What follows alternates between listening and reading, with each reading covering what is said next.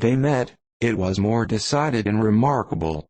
At his own ball he offended 2 or 3 young ladies, by not asking them to dance, and I spoke to him twice myself, without receiving an answer. Could there be finer symptoms? Is not general incivility the very essence of love? Oh, yes. Of that kind of love which I suppose him to have felt. Poor Jane! I am sorry for her, because, with her disposition, she may not get over it immediately. It had better have happened to you Lizzy, you would have laughed yourself out of it sooner. But do you think she would be prevailed upon to go back with us? Change of scene might be of service, and perhaps a little relief from home may be as useful as anything. Elizabeth was exceedingly pleased with this proposal, and felt persuaded of her sister's ready acquiescence. I hope, added Mrs. Gardiner, that no consideration with regard to this young man will influence her. We live in so different a part of town, all our connections are so different, and, as you well know, we go out so little, that it is very improbable that they should meet at all, unless he really comes to see her. And that is quite impossible, for he is now in the custody of his friend, and Mr. Darcy would no more suffer him to call on Jane in such a part of London. My dear aunt, how could you think of it? Mr. Darcy may perhaps have heard of such a place as Gracechurch Street, but he would hardly think a month's ablution enough to cleanse him from its impurities, where he wants to enter it. And depend upon it, Mr. Bingley never stirs without him. So much the better. I hope they will not meet at all. But does not Jane correspond with his sister? She will not be able to help calling. She will drop the acquaintance entirely.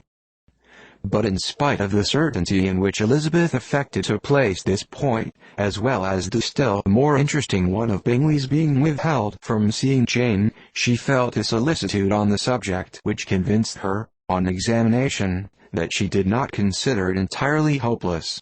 It was possible, and sometimes she thought it probable, that his affection might be reanimated, and the influence of his friends successfully combated by the more natural influence of Jane's attractions.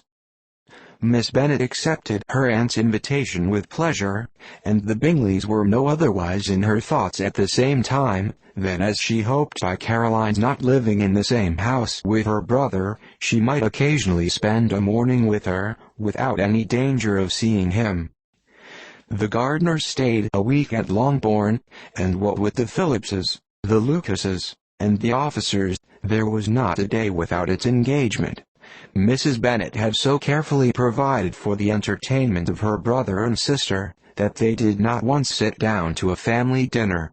When the engagement was for home, some of the officers always made part of it, of which officers Mr. Wickham was sure to be one, and on these occasions, Mrs. Gardiner, rendered suspicious by Elizabeth's warm commendation, narrowly observed them both, without supposing them, from what she saw, to be very seriously in love. Their preference of each other was plain enough to make her a little uneasy, and she resolved to speak to Elizabeth on the subject before she left Hertfordshire, and represent to her the imprudence of encouraging such an attachment.